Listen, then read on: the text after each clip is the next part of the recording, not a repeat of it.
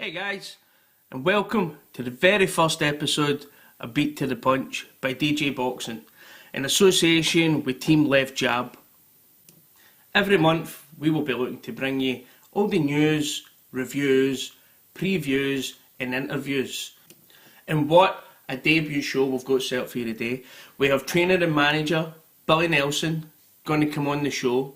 He's going to be on talking about Cyclone Promotions' latest show, just announced yesterday for York Hall. He's going to be speaking about his man, Martin Bacoli, an up-and-coming heavyweight, who's actually down sparring with Anthony Joshua just now. And we may also have Alex Saucedo if all things go to plan. We were supposed to have Alex interviewed last night, but it gets suspended and it's just going to move to later on in the week. So hopefully we can have that edited in and you guys will probably never even know the difference. So anyway, let's move on to some news and I'll give you my views on some of this week's news.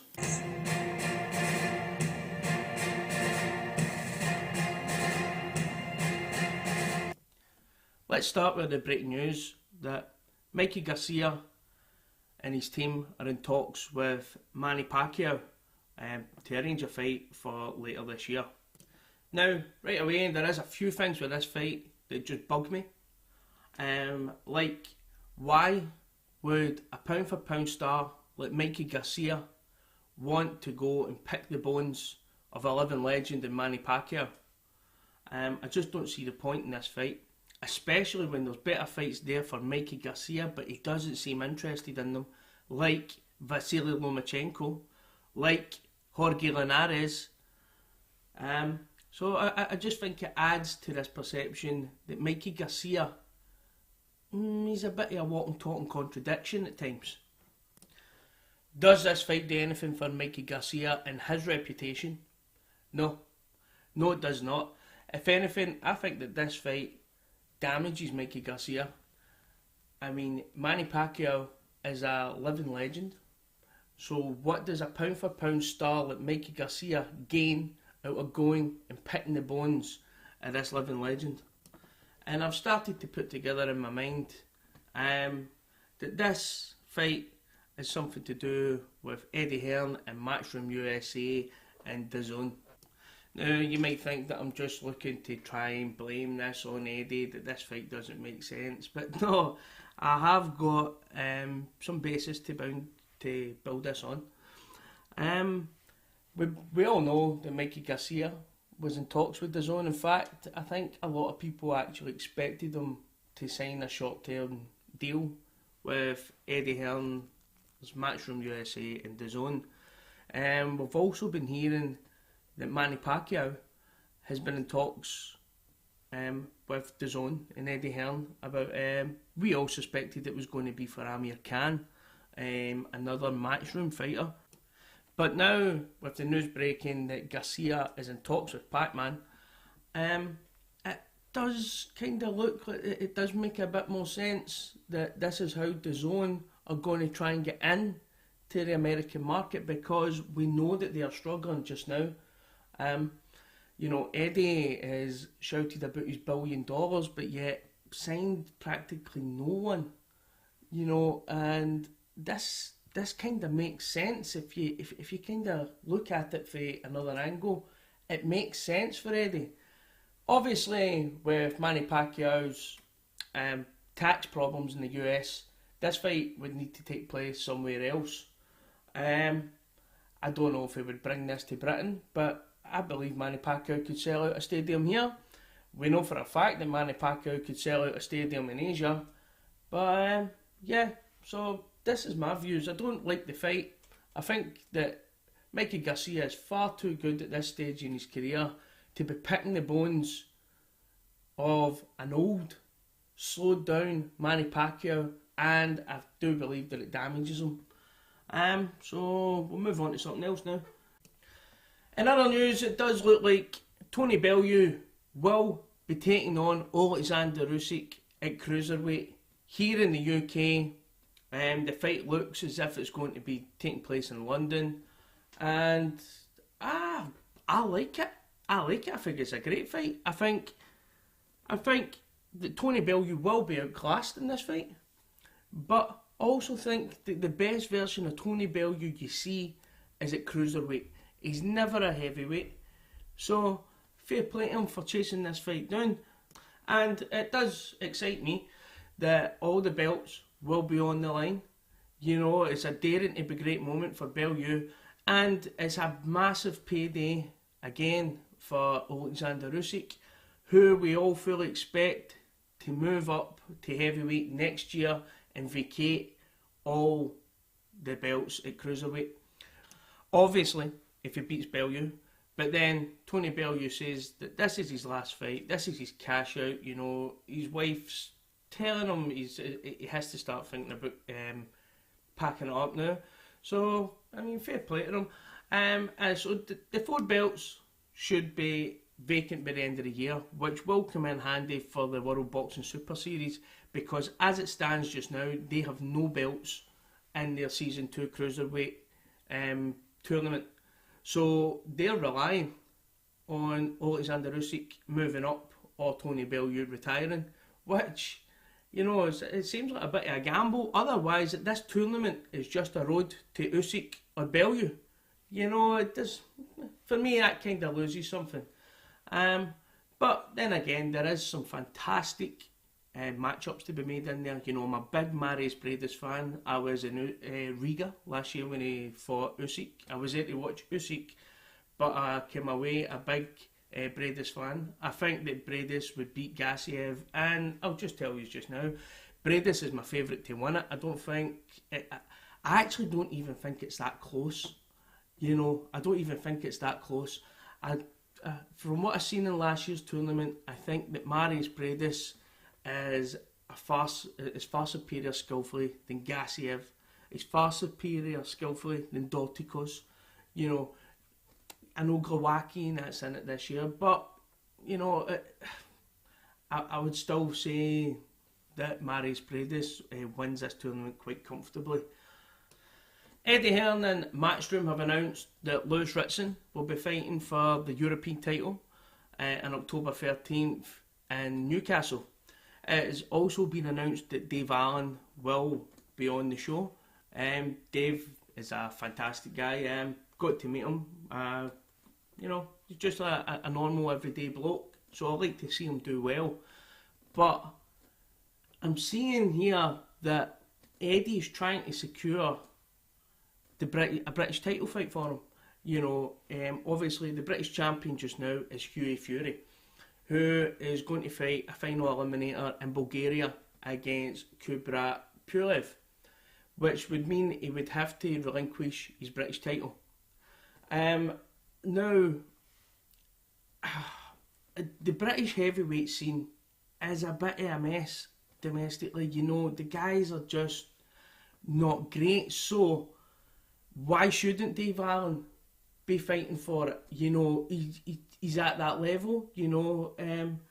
But then again, what has Dave done to get into that position to fight for a British title? I don't think that he's done enough. I don't think that just being fighting for Eddie Hearn gets you into position for the British title. Now, I know I'm being old-fashioned and I'm being naive, because why should Dave be any different from any other boxer? But I just think as long as things like this is happening, people should be pointing it out. But then again, on fight night, I would be shouting for Dave Allen. You know, before his last fight, 2 days before it, I actually met him in the kebab shop. Yeah, and, you know, he just told me his work didn't start until the Saturday night, you know, which I had to applaud, to be honest. You know, people may turn their nose up at that, but, you know, well, at least the guy didn't try and hide it. Also, on that show, Lewis Ritson will take on Patara. I hope I'm saying that right. For the European lightweight title. Now, if you haven't seen Lewis Ritson, this boy is a real deal. And I don't see him having any problems winning this title. You know, I think he's a couple of levels above Patara, who I'm sure I seen him fighting. He lost to Sean Masher Dodd. Now we know that Sean is a very hard opponent. You know, he's a tough guy, but he isn't blessed in the skill department nor the power department. Things that Lewis Ritson, a place where Lewis Ritson actually excels. Once Lewis wins this title, I don't see him hanging about at European level for too much longer. I think Lewis Ritson has to go to fringe world level. You know, I think that they're keep him just these like guys that maybe have challenged for world titles and lost, just fell short. Get Lewis in with these guys. Get Lewis in there, and I don't see him having much problem. Keep him in there then for 3 or 4 fights. Get him ready for that world title, and this boy will win a world title. Of that, I have no doubt. Now, in other news, on September 15th in Nevada, we all know that Triple G Canelo Part 2 will take place. This fight is brewing in a lot of bad blood. The stuff that is coming out from Triple G's camp, mainly Triple G's camp, there's not been a lot said by Canelo.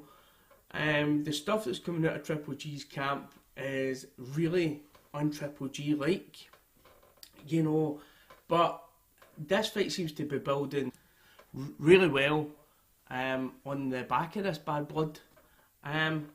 But some of the stuff that Triple G's coming away with is really a lot of nonsense. You know, I've just read an article the other day there which says that Canelo done nothing. He brought no skill to the ring. He did nothing but run all night. Now, anybody that's watched that fight knows that that is one load of nonsense. You know, it's one of my favourite fights to go back and watch. I might have watched it 5 times. I love it. I think the show of skill in that fight by both men that night was superb. And I don't know if this new Triple G, although I like it personally, I think it's going to turn more people off him than onto him. I mean, when Canelo failed his drug test and the rematch had to be rescheduled, we already had the perfect villain in this fight. You know, we already had, Canelo's a drug cheat, Canelo's this, Canelo's that. We don't need Triple G and Abel Sanchez to some extent as well, coming out and just telling us that our eyes were telling us lies. Canelo run all night. Canelo didn't run all night. I mean, I think anybody that watched the fight could see that. And I don't think anybody that watched the fight live, I never seen any tweets saying, Canelo's running. Oh, look at Canelo, he's running. Canelo didn't run. I actually don't think Canelo could have run if he wanted to.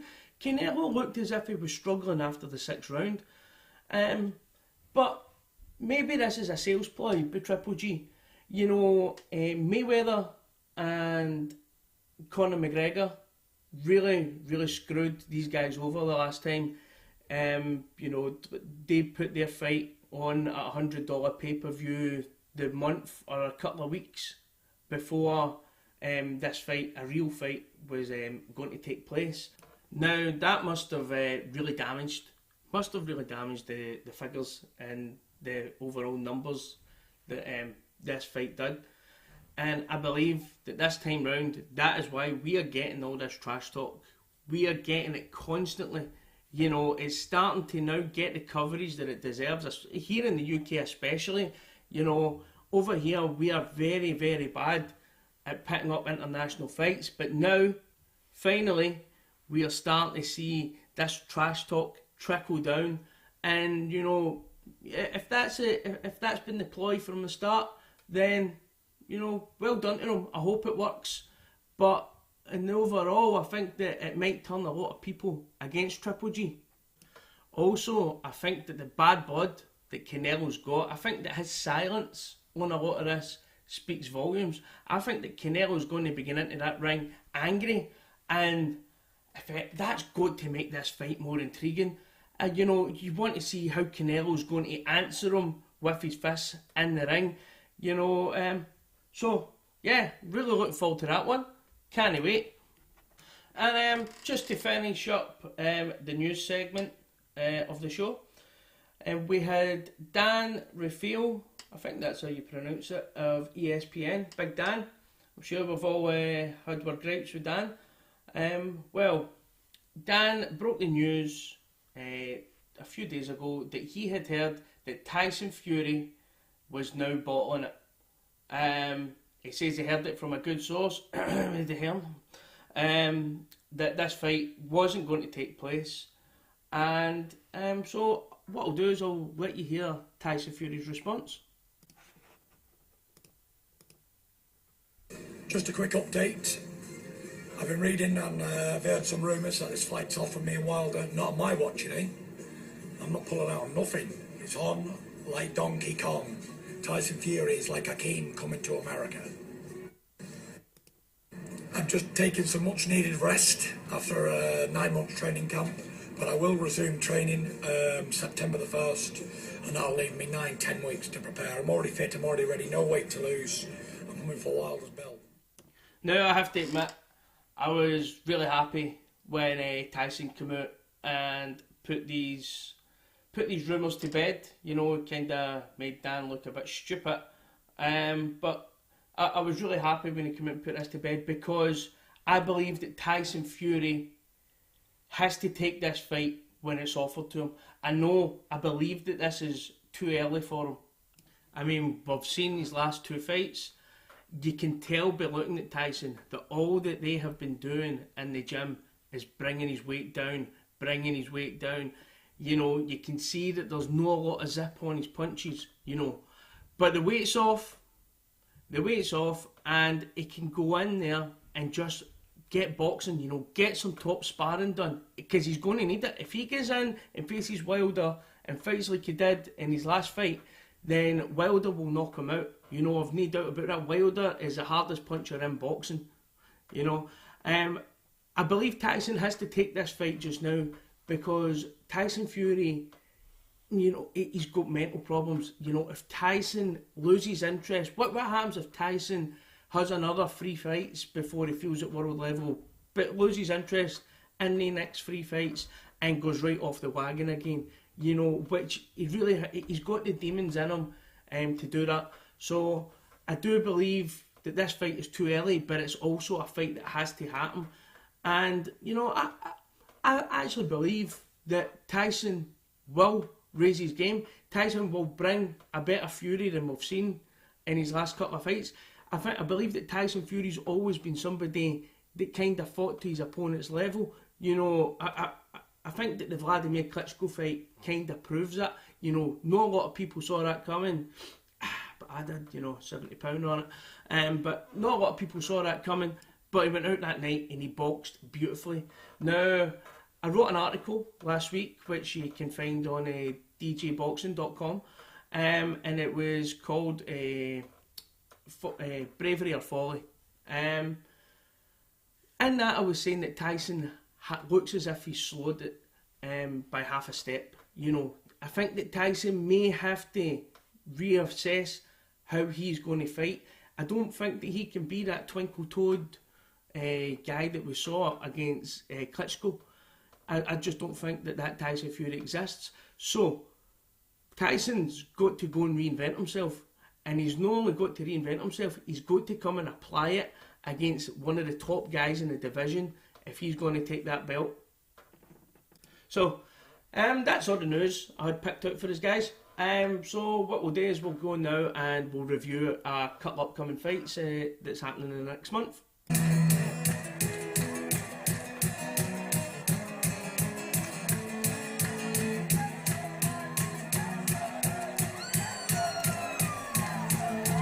Did you like that? That was me fitting in a beat to the punch. So yeah, not just a pretty face. So what we'll do is we will kick off with the big up and coming fight between Sean Porter and Danny Garcia. Oh, well, this fight could be fireworks. I'm not a big Danny Garcia fan. You know, I don't like the guy. I don't like his dad. In fact, I think his dad's a bit of a prick. And it's not just because his dad, obviously, his dad is still his trainer. But, and that's a big but, Danny Garcia, his left hook, is a massive equaliser. You know, Danny Garcia got respect from me for how he fought against Keith Thurman. You know, I actually thought Thurman was going to knock him out. I never rated him, and I thought Garcia done well, but he was easily beaten. And that was due to Danny Garcia not being able to land that left hook the way he would like on Thurman. He did catch him early, and after that Thurman done enough to negate it, and he took that weapon away from him. So I do believe now that Danny Garcia is a bit of a one-trick pony. On the other hand, Sean Porter went life and death with Keith Thurman and took some of Keith Thurman's best shots in the chin and kept fighting the Sean Porter way. He kept coming in constantly on the front foot, winging them big shots in, and he lands. You know, Sean Porter gets a lot of grief and a lot of stick in the boxing community, but I rate the guy. I like him. I think that he's still to this day Kell Brook's best win. So, how do I see this one going? Well, I can see Porter coming out to start quick, and I think that is when Porter will be his most vulnerable, the first half of this fight. You know, as I said, Danny Garcia has got a beautiful left hook, a left hook that can take pretty much anybody out. But then again, I believe that the longer this fight goes on, that this fight will suit Sean Porter. I think that Porter might just start breaking Garcia down. You know, it really is a tough one to call, because this clash of styles could make for some great exchanges. You know, there's no doubt that Danny Garcia probably is the more skilled out of the two boxers, the more refined, classically trained boxer out of the two of them. But nobody really deals with Sean Porter easy. And I think that I've seen most people picking Garcia to win this. I believe that Sean Porter could take this on the cards. Now, I will be previewing this and it will be on djboxing.com. And my mind might change by the time I write my preview, because it is one of them fights. It's one of them fights that every time you look at it, you know, you'll lean towards something different. And at that time, you might think that, no, that might be the deciding factor to separate these two guys. But as I sit here just now, I'm leaning towards Sean Porter. Now, I don't know if that's just my dislike for Danny Garcia and his dad Angel. But, you know, that's where I'm just now. Next up, we've got a fight that is really starting to build a bit of interest, as it's a must-win for either guy. If they're ever going to go on and take a step to the next level, both must win this fight. And that is a fight between David Lemieux and Gary Spike O'Sullivan, which will be on the Triple G Canelo 2 undercard. Now, everybody loves Gary O'Sullivan. You know, Spike he's a funny guy, you know, and he's done well for himself. Up until he went to America, he was pretty much self-promoted and done well for himself through Twitter. So to get into this position where he's going to be fighting in Nevada, Las Vegas, on one of the biggest fights of the decade, you know, well done to you, Spike. You've done really well. David Lemieux, on the other hand, coming off a bad loss to Billy Joe Saunders. Billy Joe won every single round and made him look really foolish at times. I do believe David Lemieux may have... He loves his own power. He overrates his own power, I think. You know, the guy can bang, but you can't just go in there expecting to bang every person out. But this fight should be straightforward for David Lemieux. It should be. But has David Lemieux slipped? How far has he slipped? And I think that's where Gary Spike O'Sullivan's a perfect opponent for him. Because if he has slipped, Gary is going to chin him. Obviously, Gary doesn't fight the way Billy Joe Saunders does. He's not agile. He doesn't move a lot. But Gary will sit there and trade with you, and that might play into David Lemieux's hands. But then again, I think that if David Lemieux doesn't get you out early, David fades badly towards the end. And I think if Gary's getting in there with a game plan is to survive, and then he might be able to stop him towards the end. If it does go the distance, I can see that it'll be wide for David Lemieux. But I actually think that Lemieux will stop O'Sullivan. I just don't think they're on the same level. Gary Spike O'Sullivan is probably European level at best. I still think Lemieux is that step above. He's fringe world level. You know, he's a good gatekeeper to get up to the top. But if Spike can go over there and again upset the odds, then fair play to him. And from what he keeps claiming, he's been promised Canelo next. And if he beats David Lemieux, then, you know, fair play to you. And you've earned that big payday, Gary. Well done. Now, on to the big one. The one that we've all been waiting for. And that is Triple G Canelo 2. How intriguing is this fight? You know, the first one, it was amazing. It was so hard to pick a winner. I'm going to have the unpopular opinion and people will hate me. But I actually had it really close the last time. I remember being too drunk to score it live. But when I watched it back, I think I had it one round to Triple G, but I could also see a draw.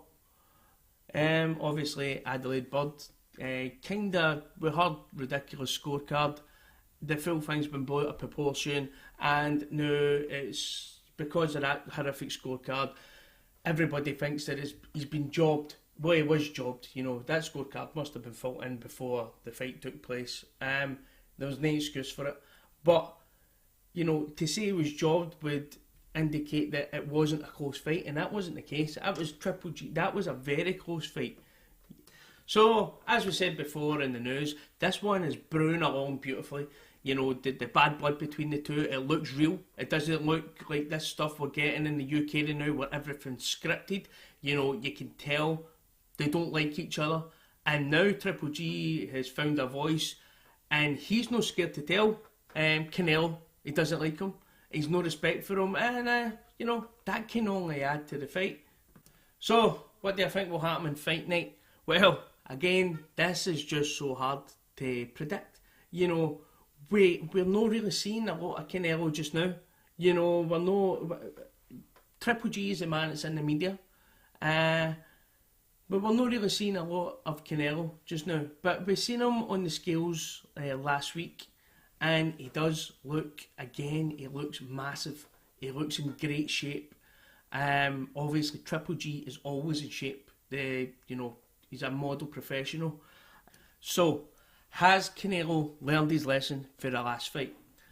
I think that is a key. That has got to be the key to this fight. The last fight, Canelo got off to the better start. But hitting round about round 6, you could tell that Canelo was really struggling physically. You know, against Triple G, you can't just fight for 6 rounds. You have to be able to fight for 12. As for Triple G, well, we all know how Triple G fights. You know, Triple G has got all the tools. You know, Triple G has got that beautiful jab. He's got the knockout punch. He's got beautiful body work. And he's got a granite chin. But I also think that if we're just talking about skills, then Canelo Alvarez is the most skillful boxer of these two. You know, I believe that Canelo has more tricks. You know, he's a more refined fighter than what Triple G is. But Triple G does all the basics perfectly. You know, he's mastered everything. So how do we see this one going? Well, I kind of see it going pretty much the same as the last one. I think Canelo will try and move more this time. You know, if Abel Sanchez thought that Canelo ran the last time, I don't know what he's going to make of this one. But I think that that is a key to beating Triple G, is movement. I think that Canelo's going to land his quick combinations and try and get out of range, spin away, and try and have Triple G chasing him, who, remember, Triple G is nearly a year older, you know, and when you're hitting, what, 36 years old, the decline can become rapid, you know, so we don't actually know what Triple G, has Triple G went further down the hill since the last fight. The key for Triple G to win this fight is really just to be able to cut Canelo off. I mean, Triple G is always, we've always heard for guys like Abel Sanchez telling us that Triple G cuts the ring off better than anybody else in the sport, you know, but then Abel Sanchez came out and told us last time that Canelo ran. Canelo didn't run. Triple G just fell into a habit of following him. So that raises questions against Triple G. Is he just, can he cut the ring off as good as what we thought? Or will he struggle? And I think we need to find an answer to that out. Maybe he didn't prepare for Canelo to be as mobile in the last fight, but I think this time round he can't fall into that habit of following. He has to get Canelo pinned down and get to work on him. That is where he wins this fight. How do I see this going? I see it going to the cards again. And I don't see Triple G getting the decision. And that's not to say it's a far gone conclusion that he will deserve the decision. But I think if Triple G really wants to win this fight, he has to win a lot more convincingly than what Canelo will need to win. We're joined on the line by trainer Billy Nelson. Billy trains Martin Bacoli, who fights for Cyclone Promotions, who have just had a show announced for York Hall on the 13th of October. Billy, just how happy are you to have this fight signed with Michael Hunter? I'm delighted with this fight. He's fought Alexander Usyk for the World Cruiserweight title and moved up to heavyweight just over a year ago. I went to the Olympics as a very accomplished fighter, but I've been telling people for a long while now about the attributes of Martin Bacoli, and this is his time to shine, and 100% believe, you know, the British public are in for a treat on the 13th of October. Yeah, obviously this fight's going to be shown live in Channel 5. The kind of exposure that Martin could be getting, because as far as I'm led to believe this is a headline fight, the kind of exposure is a big chance for him. Oh, of course it's a big chance. It's long overdue for him to be top of the bill. I've been saying it for a long while now, and, you know, the McGuigans must be sick of the like teeth of me saying it to them. The estimated viewing figures is anything between 1 million and 1.5 million viewers. So that's all the people are going to get to know who Martin Bacoli is, how much better he is, and he's a world class fighter who's more than capable of going in with anybody in the world just now. But this fight is taking place in York Hall in London. Is Cyclone going to be looking to maybe put more shows places the size of York Hall while Josh Taylor's in the World Boxing Super Series? I've absolutely no idea what their plans are for the forthcoming shows. All I know is we're fighting on the 13th of October, and we aim to do our job on that date. Right. Martin has been doing in Sheffield sparring with Anthony Joshua, and I have to say I've seen the pictures of him and he looks in great shape. How's the preparations been going down there? Everything's been going ideal. Martin's already £10 lighter than what he was when he fought D.L. Jones. He was obviously overweight in that fight because he was coming back from injury, and he really only trained for 3 to 3.5 weeks for that fight. But here we've got a full 7 week sparring, 8-week camp. He's going to be in fantastic shape. I mean, he's only about 8 or 9 pound, 10 pound off the weight that I want him to be anyway now. And he's still got 4 weeks sparring to go. Yeah, that's can easy. Definitely see the difference in him.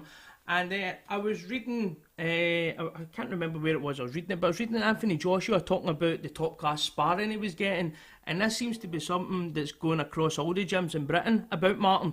Do you think that that's making it harder to get him bigger fights? No, the big fights will come. Martin's no anybody's sparring partner. I need to emphasise that to you. Right. Martin's here because Joshua's the best fighter in the world at heavyweight, and we want to compete against the best fighters to become the best fighter. Yep. I'm sure Anthony Joshua doesn't see Martin as a sparring partner. Anthony, tongue-in-cheek, has said, what a great fight it would be between him and Martin. Yeah. If it ever were to happen, and I'll tell you what, it would be a fantastic fight. Yeah. How good has the rounds of sparring been that you've been sitting watching? You would pay to watch this sparring. Yeah. You would pay good money to watch this sparring. It's brilliant, absolutely brilliant. Also on this cycling show, we're going to have young Lee McGregor fighting for the Commonwealth title. How highly do you rate Lee, and how far do you think he'll go in the sport? Lee's a very accomplished fighter. He's been in my gym a couple of times. I actually helped him initially try to turn pro, and I believe that he's certainly he's better on domestic level, a good deal better on domestic level. He's only young, and there's a lot of development left in him. So, hopefully he can go the full way for the sake of hopefully for him and Scottish boxing. Yeah. Just before we got you on, we were previewing some fights. So just to see what your thoughts are, and can you pick a winner? And it was just to start off, it was Sean Porter and Danny Garcia. How do you see that one going? Danny Garcia. Danny, for any main reason? I just think he's a better all-round fighter. Yeah. We've also got a bit of interest over here in with Spike O'Sullivan fighting David Lemieux on the undercard of Triple G Canelo 2. I was kind of saying that Lemieux should still have enough to deal with Spike. How do you see that one going? Well, it all depends. If Lemieux lands, anybody's in trouble because they're a very powerful puncher. Yeah. But I don't believe Spike's a very accomplished fighter, but I don't believe he's got the boxing skills or anything near the skills that Billy Joe Saunders displayed against Lemieux. Yeah. That's the kind of boxer that will just box the head off her. He'll just box the head off her, Lemieux, like how Billy Joe Saunders. But I don't know if Spike has got those skills to do that. I think it will ultimately end up in a war, and that kind of plays into Lemieux's hands, I would have thought. Yeah, it was pretty much kind of what we were saying, and unless it goes late, Lemieux might struggle with his engine. And then obviously just the big one coming up, Triple G Canelo 2. How do you see that one going? Well, I thought Canelo would win the first one. I thought he won it, and I believe he'll win this one this time. Yeah, well, I was saying this earlier. That Adelaide Birds card has kind of put forward this notion that he was jobbed, because it was so wide. But I mean, that's taking a lot away from how Canelo actually fought in the first fight. I thought Golovkin depended on his power a wee bit too much in the last fight. He's got a better jab than what he displayed in the first fight. His feet work's fantastic. Yeah. All round skill, and just purely on a boxing basis, Canelo's the better of the two fighters. Yeah. Right, well, Billy, thanks very much for your time, mate, and I really appreciate you coming on. No problem, you're welcome. Right, thanks, mate. Bye. Sure. Bye.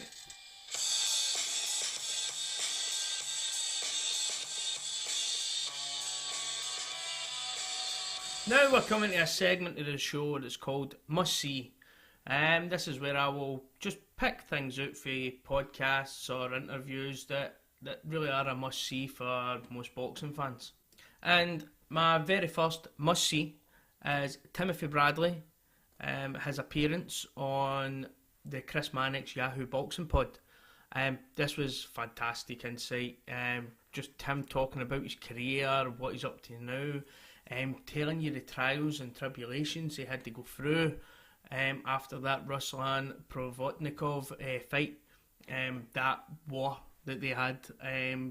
Tim really letting you know he had to learn to speak again after that. You know, when you think about these guys do that for our entertainment, it really does, it hits you deep. So that is a definite must listen to. Our second item on must see is the up and coming 100th episode of Beyond the Ropes. Our friends over there at that podcast, they're having episode number 100 live in a cinema house, and they're going to have special guests in, do a live pod, and then after the pod, they're doing a showing of Rocky 3, and we're going, and I would advise anybody in the London area to come along. If you're a boxing fan, come along, meet like-minded people. We went to the New Age Boxing Pod live show, and it was a fantastic night. You know, it was good fun, and everybody got along, and you know, you make friends to meet up with and go to shows. And I mean, I'm meeting up guys to go to the Goodwin show next month. Guys that I had met at the New Age Boxing event. So definitely check that out. It's £12.50 for tickets, and if you're in London, in the Brixton area, definitely check it out. I think item number 3 has to be the launch of the printed edition of Big Right Hook. These guys have been kind of making things work for themselves on Twitter, and it was an online magazine, but now they went into hard copy print, and yeah, I mean, what other boxing magazine can you say that you've got issue number 1? And the stuff that these guys do is really professional. You know, the artwork in their magazines is phenomenal. It blows your mind. But the guys, they're giving young writers a chance, and it's definitely worth checking out. It's at bigrighthook.co.uk. And my third item is got to be, it's getting a wee bit old now because it's been about 2 weeks ago I seen it, but it's Rob Tebbutt's interview with Shelley Finkel. Shelley really goes in depth and gives you the other side of the full Eddie Hearn, Deontay Wilder, Anthony Joshua story, you know, and it really was it was fantastic, and you really do you gain a respect for Shelley Finkel, for somebody that's been in the game for so long, working with all these fighters, and as an old man, he's still doing it at the top end of the business today. So that's another must-see, and that'll be the must-sees for this week.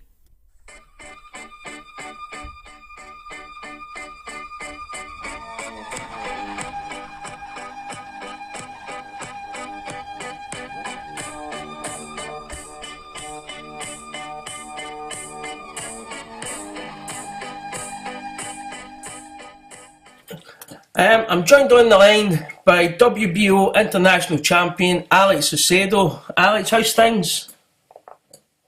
Hey, good. Just getting back to training. We have a big fight coming up for the WBO title, so it's a big opportunity. Yeah, you're just coming off a great win against Australia's Lenny Z. It was a contender for Fight of the Year. What was it like to come out with such a dramatic victory in that fight?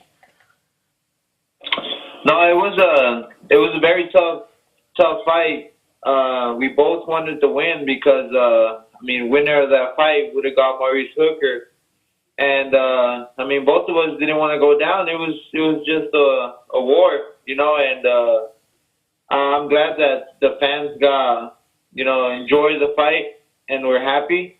And, it was a tough fight, but we were able to get through it, so that's what matters.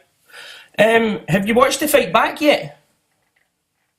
Yeah, I watched the fight. And I have been working on a lot of things that we've seen that, you know, we did wrong. It was a tough Lenny Zapavinha, but, we were able to get him out of there. Yeah, in that fight you had Lenny down in the third, and then he come back. He come back with a storm in the fourth. What is that like mentally when you think that you maybe have somebody just about beat, and then they come back like that? What do you learn for that? Yeah, no, he fourth round he caught me with a good shot. It definitely gave me a lot of experience for the next upcoming fight. Yeah, what did your trainer Abel Sanchez make of that fight?